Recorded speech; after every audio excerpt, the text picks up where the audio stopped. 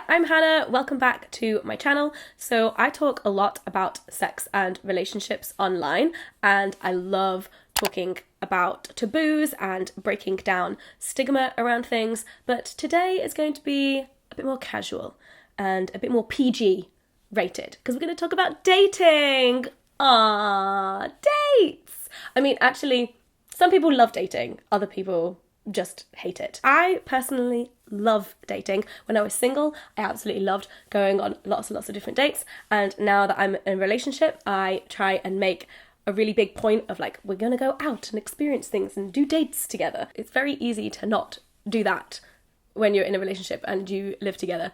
You can get a bit lazy. But one of the trickiest things about dating, whether you are single or if you are in a relationship, is money, because dates can be expensive. And especially if you're single and going on lots of dates many times a week with multiple people, then that adds up. And so I wanted to share with you some ideas that I had for free dates. Things that won't cost you anything. The first idea is geocaching. Now, if you haven't heard of geocaching before, there's basically a website / an app that you can get, and a geocache is like a box of summit out in the nature world, just anywhere. They can be anywhere, and this app has all of the locations like registered on it, and it's kind of like a treasure hunt. And you can pick one that's like near-ish to where you are or whatever, and go for a walk and try and find it using your phone, a compass, like whatever it is. They're usually like hidden, and there are different difficulties of ones to find as well, and they usually have like a logbook in the box, and so you can sign it to be like, I found it, me here, 2019. My grandparents go geocaching a lot, and they have been together for, like over 50 years. So clearly, you know, if you take a leaf out of their books, then hopefully you're onto a successful relationship. I'm not sure if the success of their relationship is solely down to the fact that they go geocaching, but the fact that they do fun activities together may be a contributing factor. Number 2, find free shit on Eventbrite. So Eventbrite is a platform that a lot of people will use when organising events, and they'll use it for ticketing and things. So you may have purchased or registered for free events on Eventbrite before, but have you ever actually just gone to the app or gone to the website and searched for whatever like theme or something that you want to do in your location, and then you can like filter out by price, and it will literally just come up with loads and loads of events that people are organising in your city, in your town, like whatever it is. And there are a lot of free stuff on there as well. You just have to register for free. There is a whole scope of things that can be found on there because it's just user generated. It's just like other people who are organising events who need to somehow ticket the event will stick it on Eventbrite. You might find a free outdoor movie screening. You might find a free lecture at a university that's like on a really interesting topic that the two of you are interested in. I don't know. The world is your oyster with Eventbrite. This is not sponsored by Eventbrite. But genuinely, I would check it out.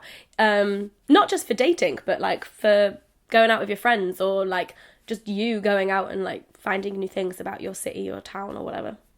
Would recommend. Number 3, go for a walk or a hike or a bike ride. Granted, for the bike ride, you need bikes. So maybe you had to buy a bike or you're renting a bike, so it doesn't count as free. But if you already have a bike, then that would be great. I mean, these do what they say on the tin, but outdoors is always great, and it's a bit of exercise, and I just love like walking and talking.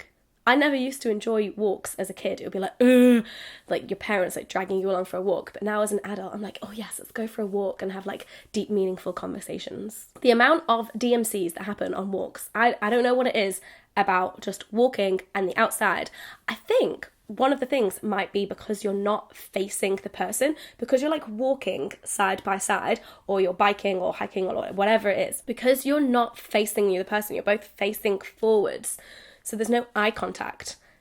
I feel like you're more likely to like open up or say things that would be more difficult to say face to face. Number 4. So one of the most expensive things about dating can be food.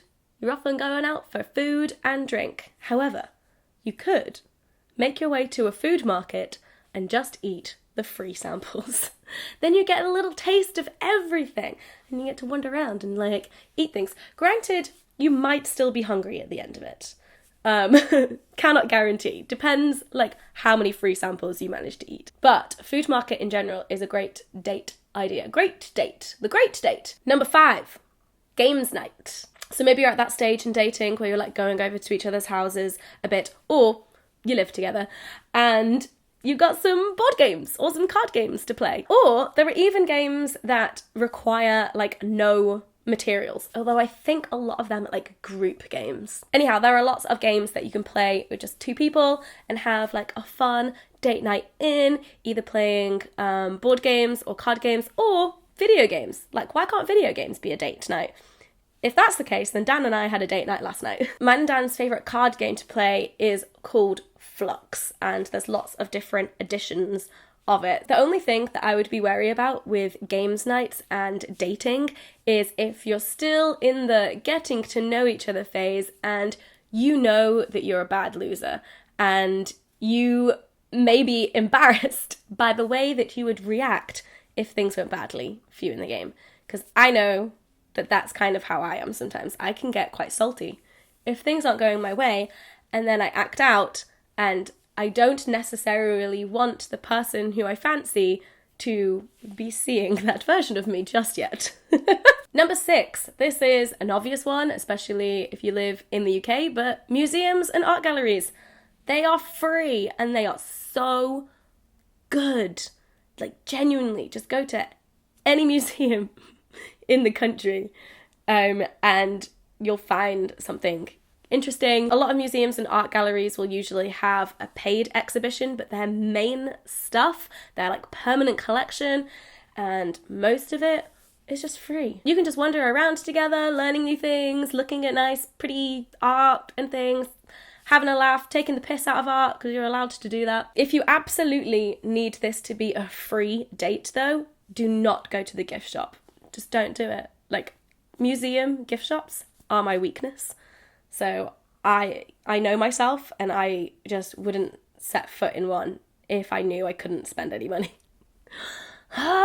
Number 7, movie marathon. So before you embark on this, I would make sure that you're both on board for the picked movies that you want to do. You have like a similar taste and you both like those movies.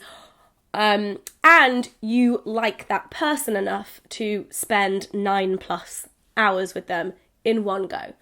It depends like where you are at with dating them. You maybe don't want to do this like really early on, commit to spending like 9 hours with them and realise at about hour 5 that you don't really like them. Imagine. Be like, ooh.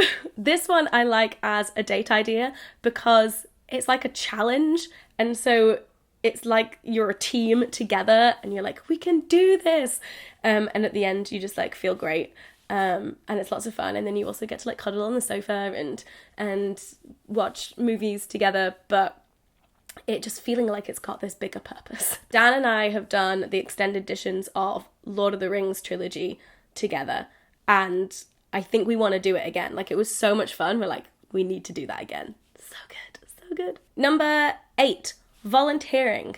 There are loads of things that you can sign up to do together to volunteer and to help other people.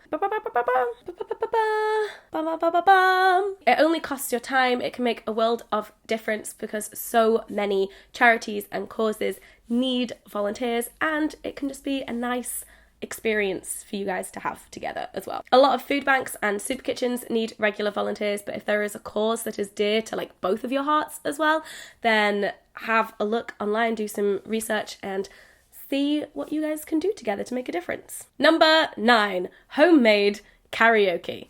So if you want to go out and do karaoke, either you're going to a bar and there are drinks, but you're also having to wait like 30 to 40 minutes in between being able to do your own songs because there are other people in the bar and they want to do theirs, or you're paying money for a room, a private room for you and your friends to do as many karaoke songs as you like within an hour. There is a free solution though.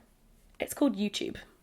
You search in any song and karaoke, and the karaoke track with the lyrics, and it like sliding along so you know exactly when to sing, are on YouTube. And if you're both up for it, it can be so fun. Dan and I had a night recently, I don't even know like how it happened, but we just started playing karaoke songs on YouTube and just singing along, and we just took it in turns, like no microphone or anything, but we just had a blast. It was so much fun.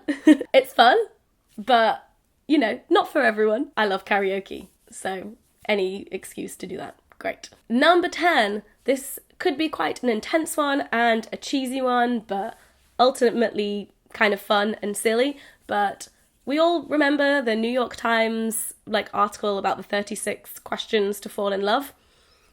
There's your date. You just hang out. Maybe you combine some of the other things. Maybe you're like going for a walk around some museums. Maybe you're going for a hike or a bike ride or whatever.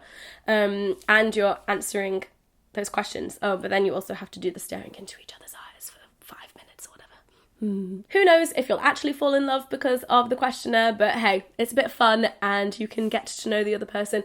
Maybe read what the questions are before you bring it up, because some of them are quite deep and personal. So, you know, if you are on a second date with someone but you're not really sure about them, then maybe don't bring it up. But if you're having a great time with someone and you're like, oh, I want to get to know them better, and I love me some experimental dating, bring up the questionnaire. I wonder how many people since the article came out have done that on a first date. Like, I would love to know, like, if any of you actually have ever pulled out that questionnaire on the first date and been like, okay, here we go, let's fall in love. So those are 10 free date ideas. If you have any other ones, please do write them in the comments, because I would like some more free date ideas of things to do as well, because I love dating. I love dates. Please give the video a thumbs up if you enjoyed it, and make sure you subscribe and hit that notification bell, and I'll see you in the next video. Bye.